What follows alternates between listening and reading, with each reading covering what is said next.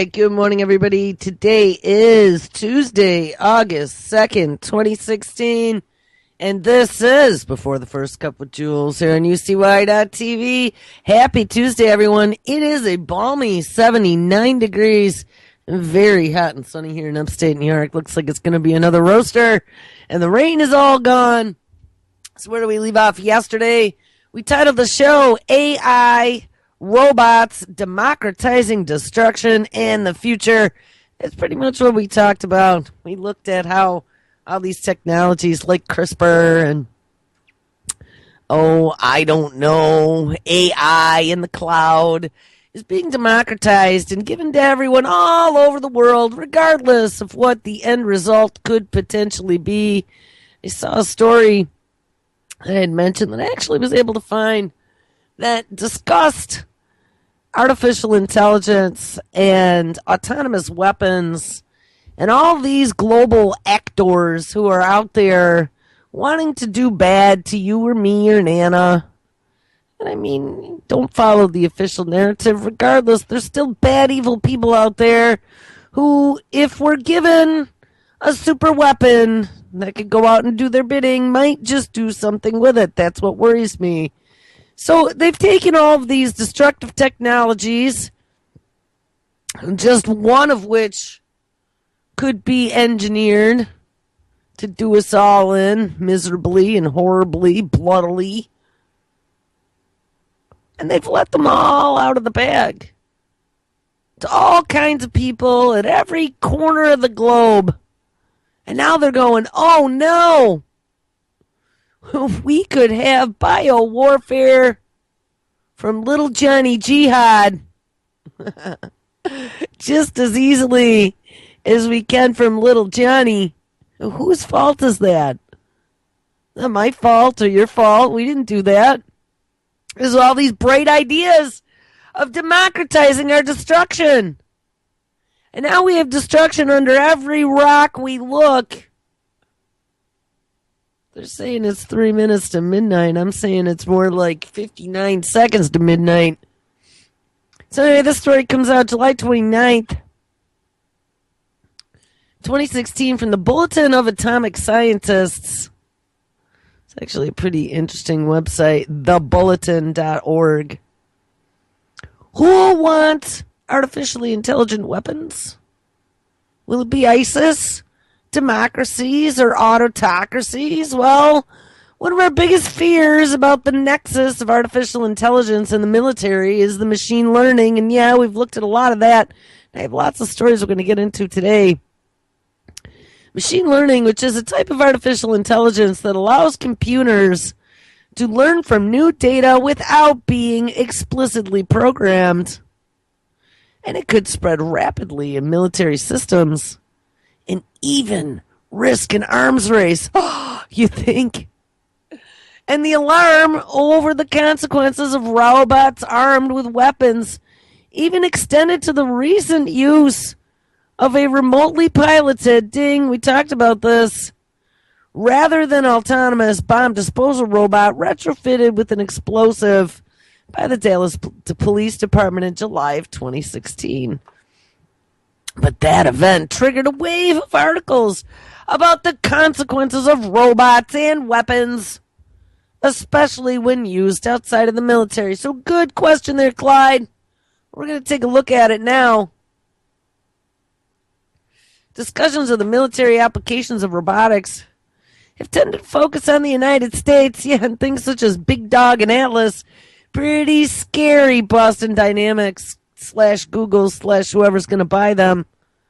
Robots that we own now, largely because of America's extensive use of uninhabited, which is also called unmanned aerial vehicles or drones, to conduct surveillance and launch lethal strikes against suspected militants around the world, yet limiting the discussion of military robotics to those developed by wealthy democratic countries such as the United States may miss important underlying trends. And this is what I've been saying. We have now democratized our destruction. So back in the old days when it was, you, me, and Israel, wink, who owned all the nukes, we didn't really have to worry about rogue nations such as, I don't know, Iran, North Korea. And we had to worry about them, but it was always kind of quietly under the covers. They never came out and officially announced that they owned nukes back in those days. But the problem here is, just like nuclear weapons, the secrets for destruction have gotten out and been given to lots of people who do not have the United States' best interest at heart. And I don't know how they could have thought that any of this was a good idea. I still haven't grasped my mind around sending out 60,000 copies of CRISPR all over the globe to anyone and everyone who wanted it. Like it was a good thing. Like you're not for profit and that's what you're going to do. You're going to pass out this bio weapon. And it's in and of itself, it's not a bio weapon, but is a tool to create bioweapons, and you're going to send it out to every Joe Schmo who wants one. I just can't even get over how they allowed them to do that. But now it's gotten even beyond that, because this story we're going to get in here is talking about AI, artificial intelligence on commercial devices. And our commercial devices are going to start rolling off the robotic assembly lines here soon to be shipped to every corner of the globe. We got all the new smartphones. We got all the new smart cars. All the new home smart appliances. All with AI. We have AI democratized across the cloud. Now you too can buy cloud-based deep learning. Cloud computing services deliver AI to the rest of us. This is out of the IEEE spectrum. This is software as a service. We talked about that a long time ago. Remember, I told you guys some of the important terms would be algorithm. Ding, that was like 2016's word of the year. And software as a service. Once you put things out in the cloud, you splice and dice, $29.95 a month.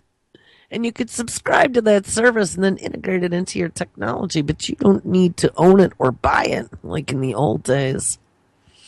Anyway, all right, back to the story. 3 minutes to midnight about artificially intelligent killer technologies.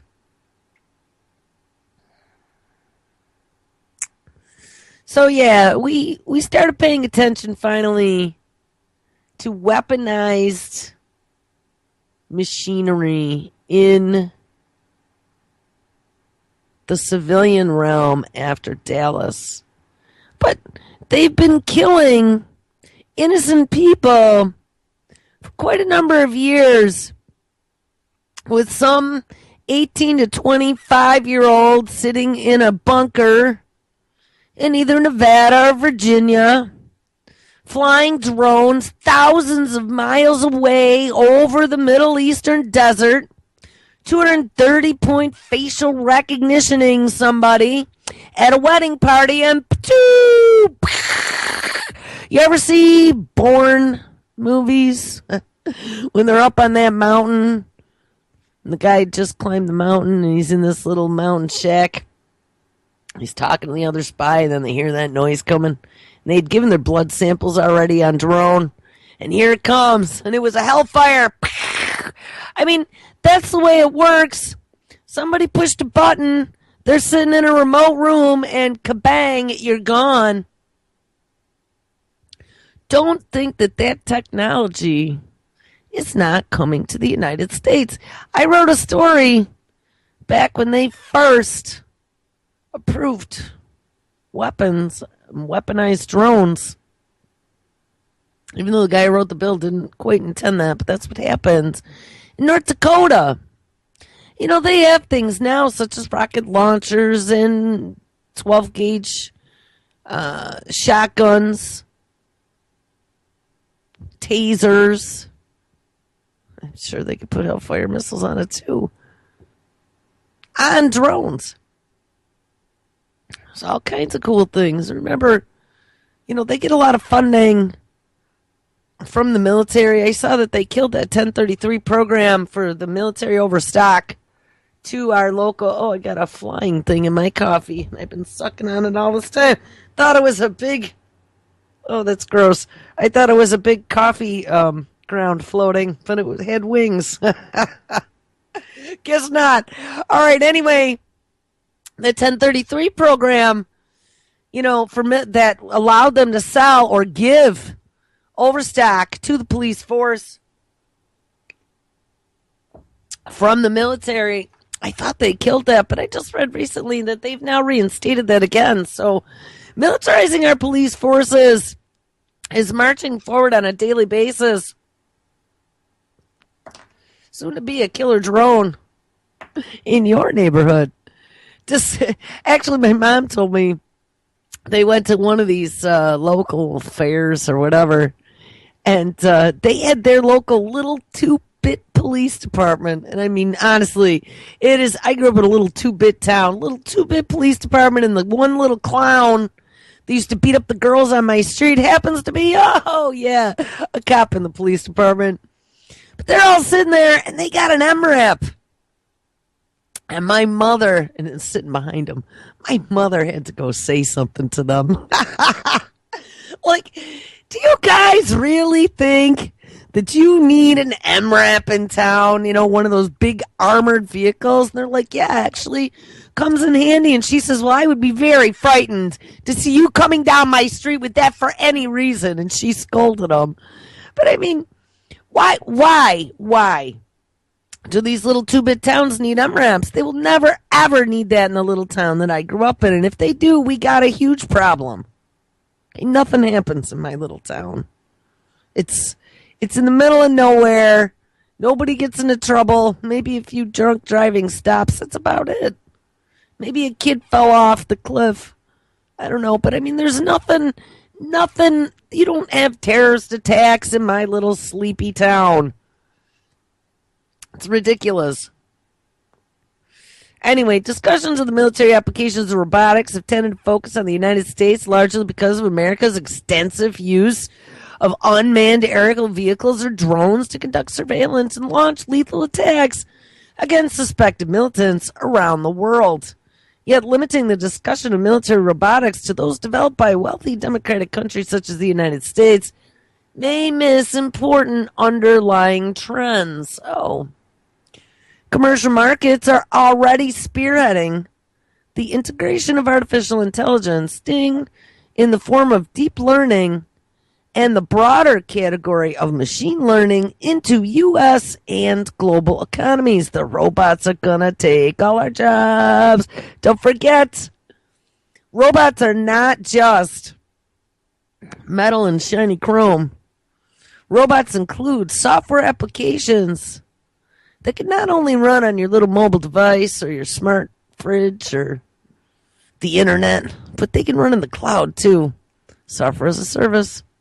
So it can be out there in a library for anyone to deploy anywhere at any time in any type of application or device. That's where we got some problems. When you have an AI store, like you have an app store on your Android or your iPhone, and it can be democratized. You can have smart, enchanted objects everywhere that could be listening to you and reacting. This is, honestly, that enchanted object comparison in that article we read way back is more what it's going to be like, where you literally have a candelabra or something sitting there on a table, acting all candelabra-y, minding its own business while you're eating dinner. And then you say something that really tweaks the candelabra, and he turns around and makes a smart comment and then blows you in. Like, what kind of a world is that going to be when not only can every object be not only listening but interacting with you, but they can read all your thoughts, and they can scan that little voice in your head and get it to display on a screen or do a text-to-speech. We looked at that. That's coming. That little voice in your head won't even be your own anymore. And your self-driving car will be able to have conversations with you and drive you to the police station. And just what kind of a world are we leaving for our children? It's time to burn it all. Burn it all, I say. Technology's got to go. This is not a good thing. And trust me, coming from somebody who had their arms open and I embraced the entire machine, I don't want the machine. I'm kicking them out. Commercial markets are already spearheading the integration of artificial intelligence in the form of deep learning and the broader category of machine learning into U.S. and global economies.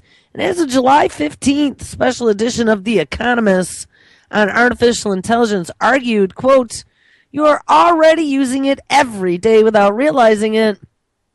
It helps Google power its search engine." And we read about when that change happens, remember, the head of the search engine stepped down and the head of artificial intelligence took over.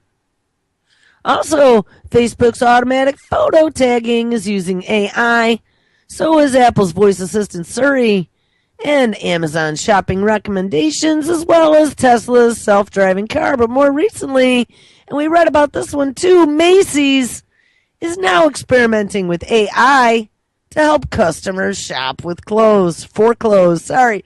And remember, the reason why that was such a big deal is because we had to make it from the big and scary military applications or the big scary applications that, might be too hard for Nana to think about.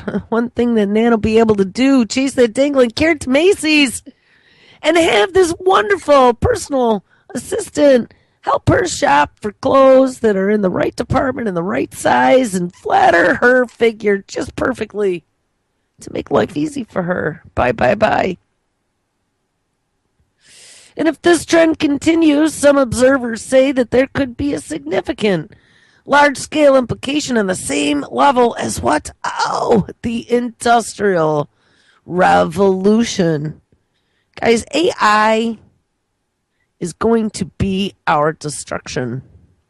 We are creating a synthetic life form. And if you look at all these pieces between the Brain Project and all these different deep learning projects that are at these multi-billion-dollar tech firms, that's all happening. There's lots of stuff happening in the lab. There's lots of investigation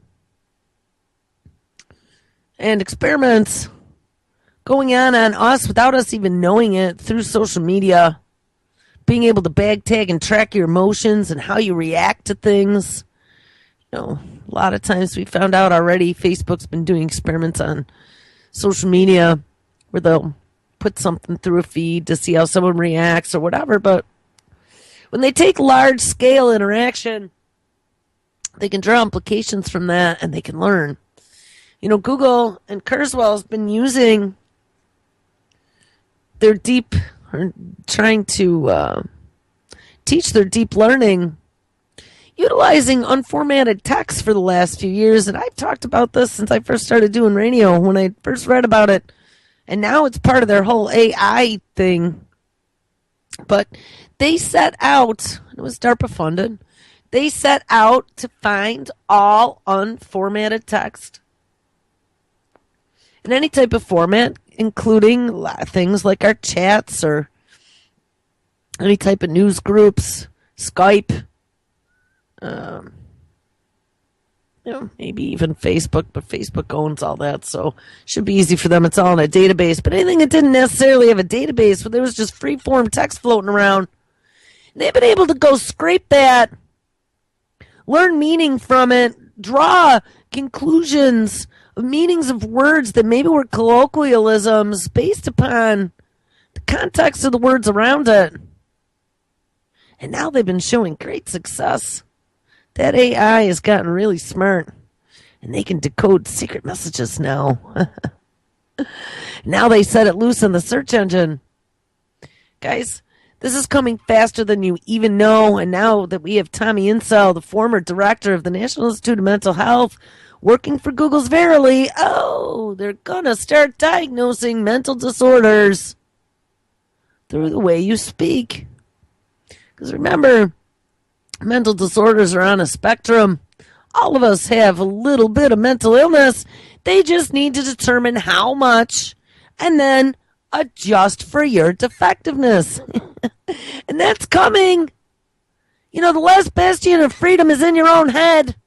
And when you no longer can have your own thoughts because they've detected your anomalies and your anomalous behavior, but don't worry, because we can fix it. And guys, you're not even going to believe, I want to get to the story, but I saw alarm bells yesterday. We have talked about that ElectRx program using electrical shocks through DARPA for a long time, accessing the vagus nerve, being able to manipulate the microbiome, and through the microbiome effect other parts of the body, including the brain, the immune system.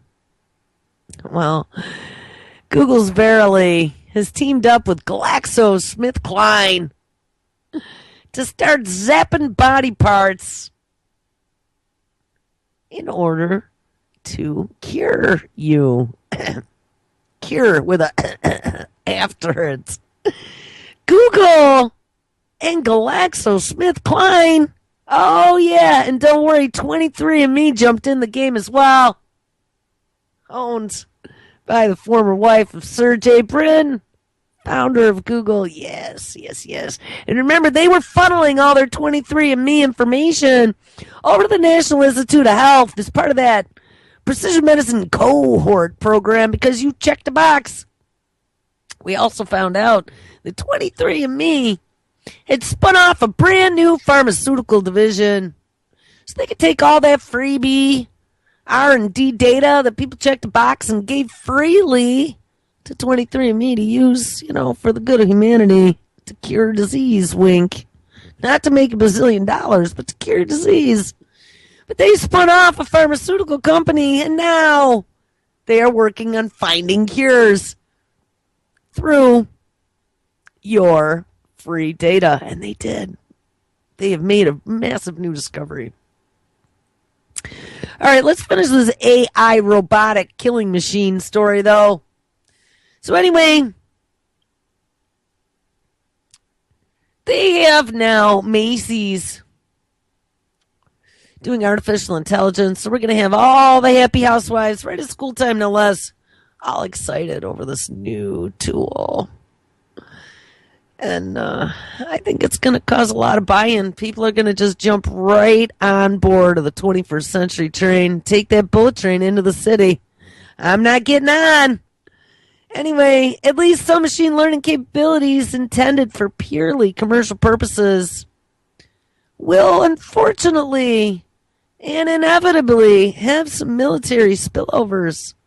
So all this shit that they're going to start releasing to all the happy masses to be another dangling carrot and follow the Pied Piper could still be used. And remember, we went to the moon. Well, we attempted to go to the moon with a computer that had the brains of a calculator. What do you think it would take to have like a full-blown Apple iPhone 6S that you could disassemble and use its smarts as a launch device or something? I mean, I have no idea, but I would say it's a pretty intelligent device compared to a calculator back in 1968 or 9.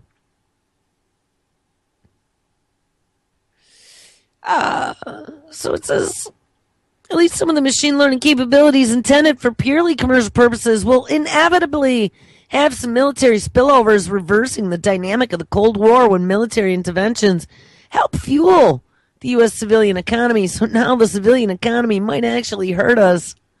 The GPS system on your smartphone, for example, has origins in a New York Navy project, a U.S. Navy project, to pinpoint the location of its nuclear submarines. And this distinction is important because artificial intelligence is not in and of itself a weapon. It is much more like a satellite access or a combustion engine. It's an enabler that could underlie many different functions including military ones. And this is in contrast, for example, to stealth technology, which really only has military purposes in the form of shielding vehicles or missiles from radar.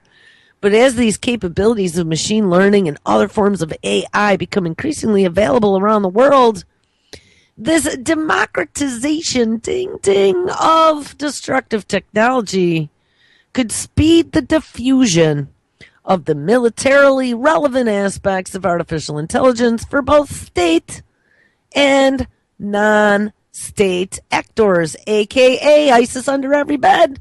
So look out, people, because AI is not only going to enslave us, but we're going to be giving it to the terrorists to then doom us. How unbelievable is that? We are orchestrating every minute of our own destruction. And as my research shows, there is a big gap between the diffusion of technology and the diffusion of organizational systems for effectively using that technology. That being said, however, there are important implications beyond the United States, the United Kingdom, and other democracies, which the UK really isn't a democracy, implicating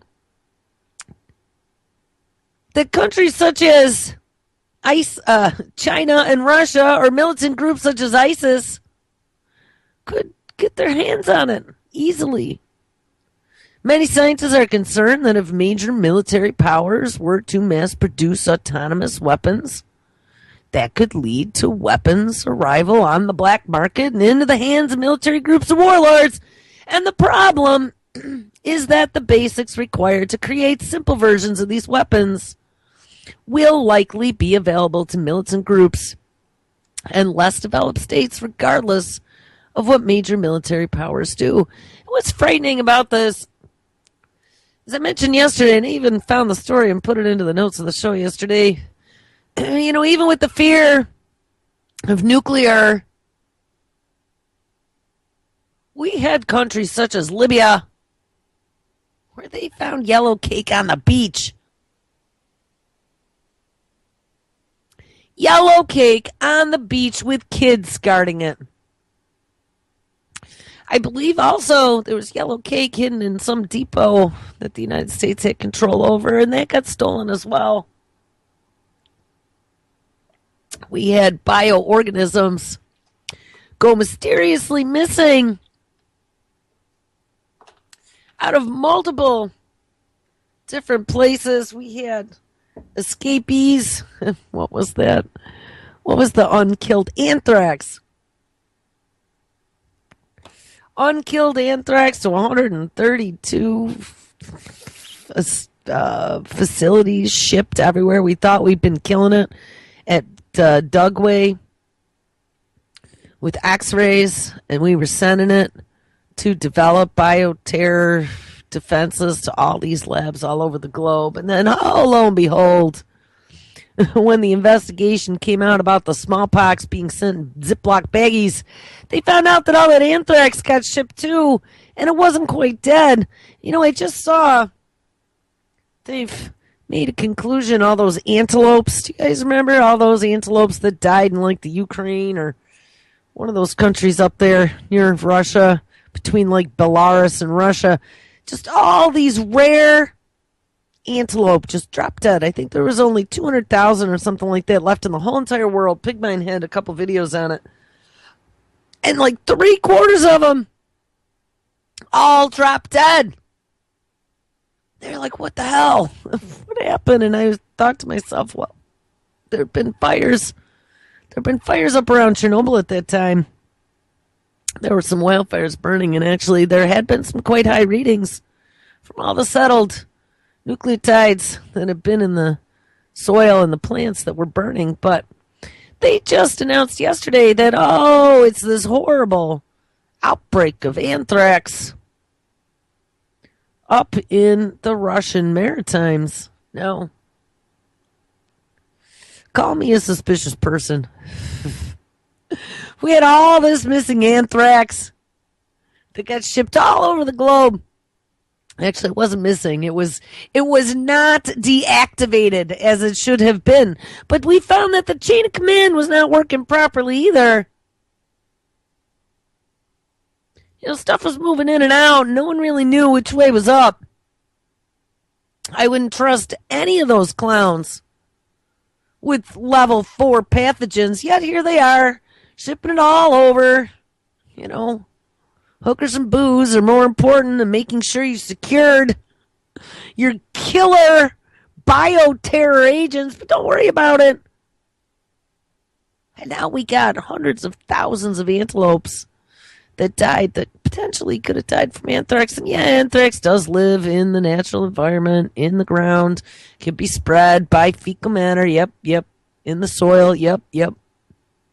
Just how weird. We're missing all kinds of stuff that should have been dead and wasn't.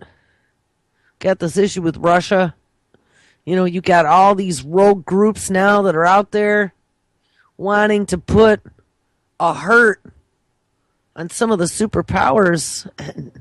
You got CRISPR. Remember, 60,000 copies of CRISPR out there, too, to be able to genetically modify anything and everything. I don't know. Keep an eyeball on that one, because that just struck me as odd. And they just announced that yesterday. So we have global mutual assured destruction that is being worked on in every corner of the globe now. It's not going to be a pathogen. It might be an angry robot or AI in your device.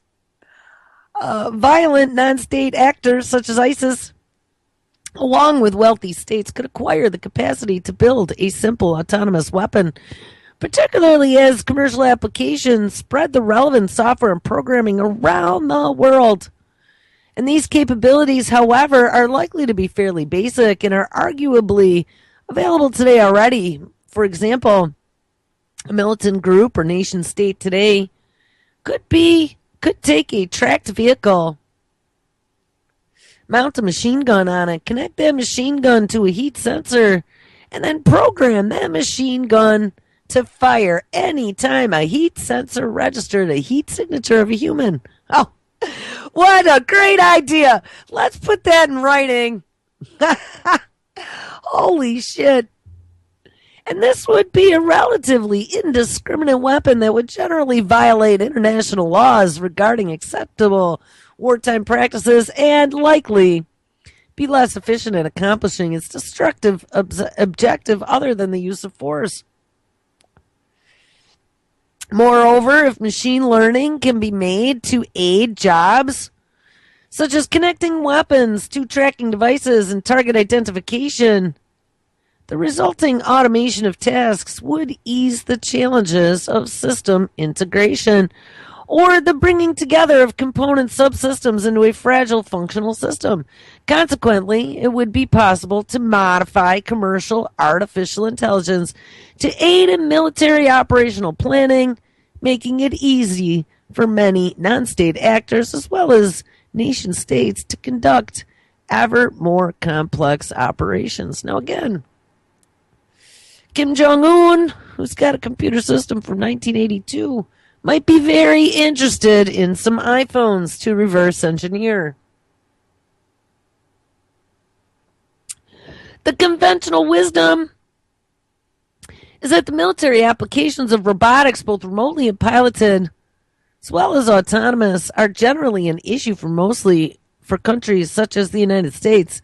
And the thinking is that wealthy democracies are especially disposed toward investing in robotics to gain a military advantage and reduce the risk to their soldiers' lives because the use of robotics takes maximum advantage of their edge and capital rather than labor.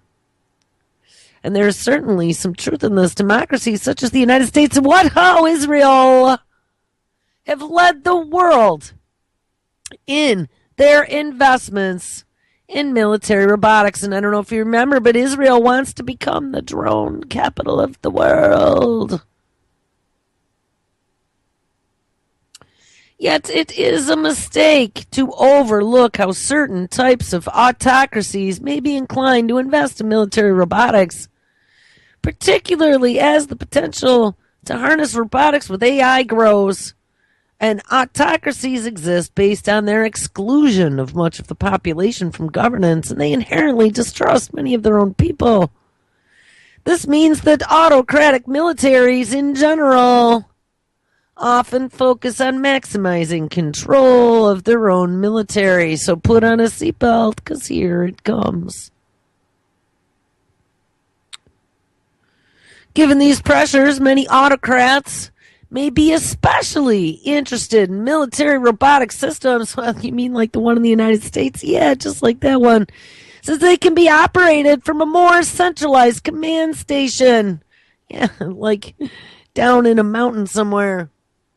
And an academic study I've done with researcher Matt Furman of Stanford University shows that autocracies, and I didn't, the guy writing this story, shows that autocracies are just as likely to pursue armed drones as democracies, and using force from a centralized location rather than a series of dispersed ones means an autocrat can more easily monitor troops that have the ability to use lethal force. It's so much easier to bag and tag when everybody is being monitored and controlled from the same dashboard. I mean, how much easier can it be? This could have several consequences. Key constraint on the power of autocrats is the need to have large numbers of soldiers willing to repress their own populations in a tense face-to-face situation. While the autocrats are holed up in a palace far, far away, well, they'll be gone now. We don't have to worry about that. We don't have to worry about sending soldiers in to take out their own people when we got autonomous robots that can be controlled with a joystick from one location. Also, harnessing AI to centralize military systems could reduce the number of troops that the autocrat needs to use for military force, even beyond the possibilities for centralization offered by remotely powered, piloted drones. But given the focus of the autocrats on reducing their vulnerability to internal political threats and coups, wouldn't this be a wonderful, wonderful way to get rid of that? We don't need no stinking troops that might turn on me. Let's just make the robots do it. And of course, their view of people as weakness will allow automated solutions to appear especially useful. Robert Work, who must be, I don't know, the new U.S. Deputy Secretary of Defense, made a similar argument in December 2015 when he stated authoritarian regimes who believe people are weaknesses in the machine, that they are the weak link in the cog, that they cannot be trusted, will naturally gravitate toward totally automated solutions. Why do I know that? He says, because that's the way the Soviets conceived of their Renaissance strike complex. It was going to be completely automated. And oh, what? Is that why we are automating our fighting force? Well, I would think so. Theory aside, more autocratic countries such as China and Russia also have pragmatic reasons to invest heavily in the weaponizing of machine learning. Their inherent interest in pursuing any emerging capabilities that could help them challenge U.S. conventional military supremacy. And this naturally makes them more likely to explore avenues such as those offered by AI and also CRISPR and also biowarfare. Russia, for example, announced in 2014 that it was developing a robotic sentry to protect its ICBM bases that might have automatic modes available to use force without a human in the loop. China is similarly investing heavily in robotics and autonomy. Now, you remember too, and I posted links to this under yesterday's story, but we've talked about this before. South Korea has become like one of the top builders, and South Korea is in our pocket. We have military bases over there, and they're kind of like one of our offshore mad science countries. But South Korea has massive robotics factories. And I'm trying to remember, it was Samsung that's not only making all of our smart devices with AI in them, but Samsung also has a military arm. Did you know that? But Samsung has this massive AI, and I believe it's industrial robots, and they just displaced like 70,000 workers in China with some of these new industrial robots that they've sold to China. How long is it going to be? We already saw Gil Pratt, the former director of the DARPA Robotics Challenge, has been tapped to take over the new $1 billion AI Toyota facility that is being built in California. They got Toyota with a dangling carrot to come over here and be part of the machine. How long is it going to be? There are already talks about Toyota being in negotiations for that Atlas robot and Boston Dynamics assets that Google owns. How long is it going to be before they are pumping out 1 million Atlas robots, all loaded with AI, at a factory such as that? To fight wars or to march through your town, to be your new police force, because you know what? Those human cops are defective. They can't keep their finger off the itchy trigger. So we'll just fix that police brutality program. We're going to make robots patrol the roads. And maybe they'll have a cop supervisor that can come check on them every once in a while. But the future is not looking sunny to me. So back to the story, last paragraph. What does all of this mean? Well, most importantly, we're thinking about ways that emerging technologies such as AI may shape warfare. It is a mistake to focus simply on the United States. At lower levels, militant groups and less capable states may already have what they need to produce some simple autonomous weapon systems. And that capability is likely to spread even further through purely commercial reasons. Moreover, some autocratic countries may have inherent incentives for whether they are more concerned about internal or external threats to harness the machine learning to their new weapon systems. And finally, all of those concerned, whether it be ISIS, the United States, China, Russia, or others, have one thing in common. They are only likely to develop and deploy those weapons if they believe that they have capabilities that will give them a relative advantage. So a key task in predicting how and whether these capabilities are likely to spread lies in understanding where they may be useful and where they may not be, which is in modern war. So, wah, wah, wah, wah. But now you too can buy cloud-based deep learning, cloud computing services, deliver AI to the rest of us. Facebook's deep learning artificial intelligence systems have learned to recognize your friends and photos. And Google's AI has learned to anticipate what you'll be searching for. But there's no need to feel left out, even if your company's computers haven't learned much lately. And, we already saw IBM. IBM is not only going to be back-ending Sloan Kettering's Cancer Institute for diagnosing cancers, but it's also going to be Ross, the very first employed artificially intelligent lawyer. It's also going to be back-ending Under Armour's underwear to give you smart statistics on whether or not you're producing appropriate fluids that mean you're healthy. And a growing number of tech giants and startups have begun offering machine learning as a cloud service. And that means other companies and startups don't need to develop their own.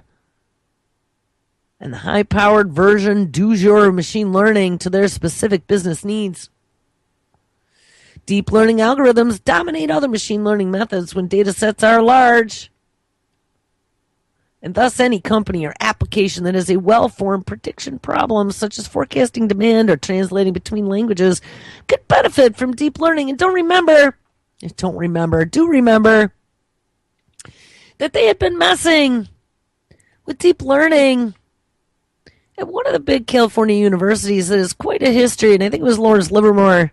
Didn't IBM drop off the most advanced, brand spanking new supercomputer there for them to play with? Yeah, it did. The rise of cloud services for machine learning hinges on at least two factors.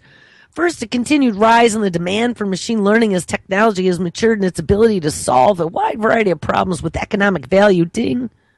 And second, a relative scarcity of machine learning talent, which makes it tough for every company to build its own in-house machine learning team. Competition for talent has become even tougher, with startups trying to compete with tech giants like Microsoft and IBM, who can afford to vacuum up the best and the brightest. Deep learning takes these learning methods and passes information through an interconnected network of multiple nodes. And we talked about that. It does like this layered learning, very much like the human brain does. And in each layer, the network can successfully more abstract representations of relationships. And with enough layers and enough nodes, deep neural networks can perform a host of functions. Now, they have a list here. Ivy League of Deep Learning, Amazon, Facebook, Google, IBM, and Microsoft. These are all out there already for them to be able to utilize. All their startups aim to build platforms for broader categories that apply to many industries. Seattle-based Dato has created a deep learning toolkit used by developers at companies such as Cisco and PayPal. And Califari, a startup in New York City, currently provides tools for automatically filtering and tagging images and video segments, and its deep learning technology is beneficial to end users as diverse as travel photography sites, real estate agents, and online comment moderators looking to filter out pornography. And let's look at this. We were talking about the classroom of tomorrow and how we're going to put all of our kids into VR goggles. Check this out. A brand new kind of AI spots 90% of online abuse. And you're like, oh, it's all for the children. Yes. Yahoo researchers improved substantially on previous efforts to automate filtering. But wait till you hear what kind of filtering. Researchers at Yahoo have unveiled an algorithm that uses machine learning and natural language processing to detect online abuse and what? Oh, hate speech. Yes. Who's defining hate speech? Because I say I dislike Hillary Clinton, does that mean I'm a hater? Am I going to get censored? Will I be filtered out of putting comments about my dislike for Hillary Clinton on the internet? Well, the Google Truth algorithm will be running, making sure it ranks search engine hits based upon whether or not the information on a website exists in the database of truth that Google has amassed. Yes. So Google is making sure that they define what the truth is. And now it appears that Yahoo might be defining what abuse and hate speech is and whether or not they like or dislike what your comments are. Abusive behavior online has been in the limelight lately, both because it's so inherently vile and, those Hillary Clinton supporters can't handle being called little crying pansies. I don't know. It just kills me. I've been seeing so much on Facebook of people getting upset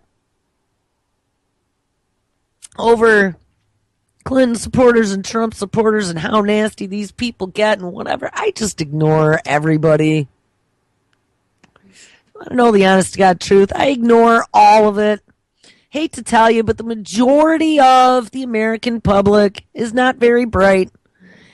And comments that are put on things typically aren't worth my time to even read them, let alone read them and get upset. Doesn't affect me. Doesn't affect my world if you make nasty comments, and I'm not going to waste my precious time in getting upset about it. But apparently, there are people who are just so offended from the inherently vile comments that can be put on articles. So because it's so inherently vile and because it could alienate users on platforms like Twitter and Yahoo, arguably threatening those companies' bottom line or even their entire digital economy, this has come to the limelight. Most such platforms use a combination of user reporting, keyword filtering, and monitoring by legions of trained humans in Israel to detect and block trolls and harassers, but filters are easy to work around through creative spelling using symbols. And slurs and insults also shift rapidly, making blacklists ineffective because, there's new slang words all the time. While some more subtle abuse can be expressed without even an objectionable single word. And all of that, plus the likelihood of false positives from sarcastic or satirical posts, makes this a thorny problem for artificial intelligence. Yahoo researchers set their AI to evaluate a set of messages already flagged as abusive for common traits.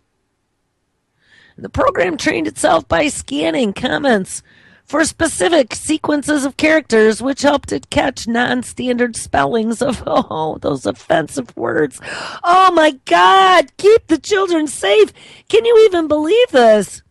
So now let's filter out every offensive word because swearing will be illegal someday.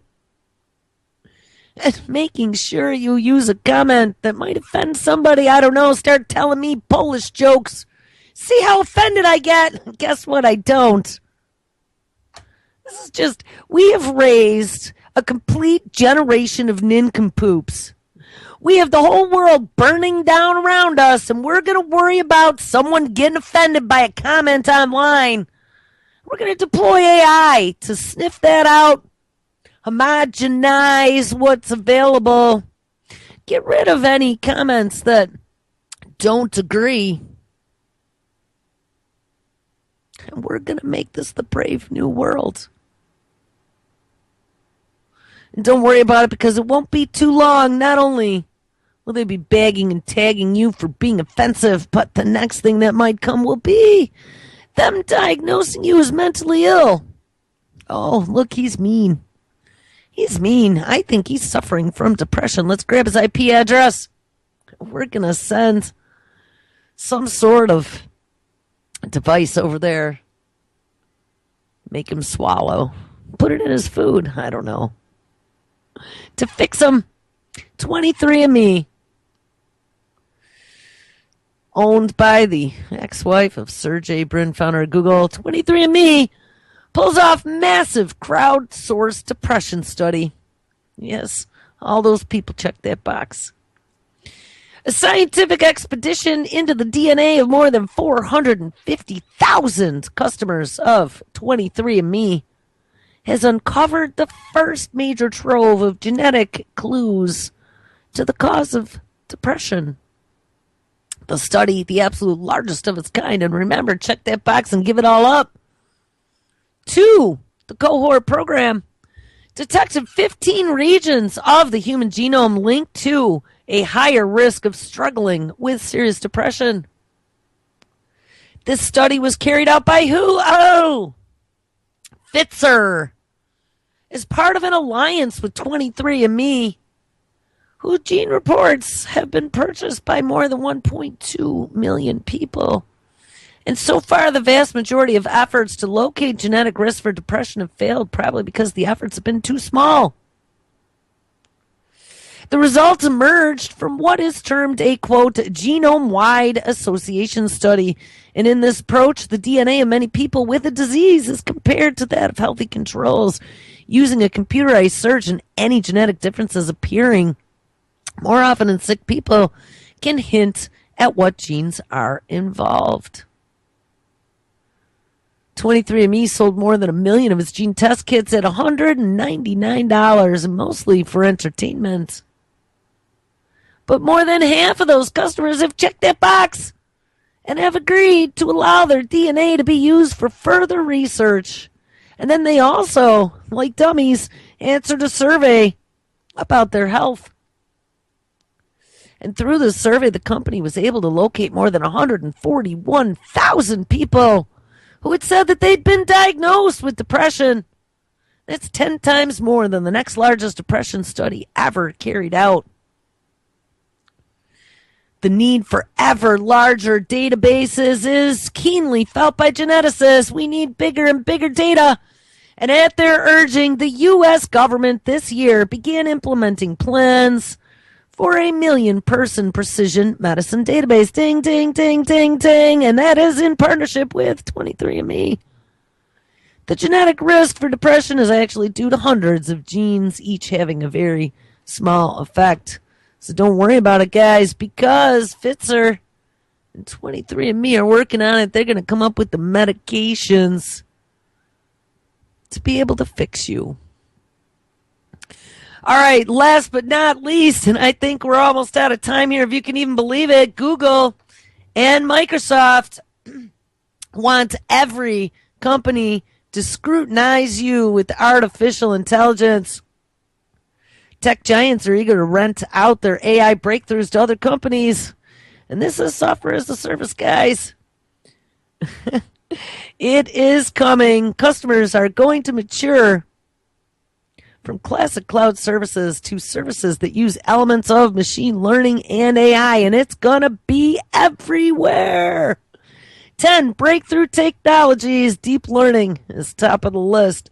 So put on a seatbelt, people, because it'll be able to decipher faces, assess your personality, and take you out if it is deemed you dangerous. All right, make sure you stick around. Mr. Kevin Blanche is live up next, and it's Tuesday. Lots and lots and lots of live radio. The boys from Primer Time, brand new Barbarian Lounge, brand new SM Gibson, and brand new Rock the Boat Radio. All right, guys, have an awesome Tuesday. I'll catch up with you tomorrow. Everybody take care.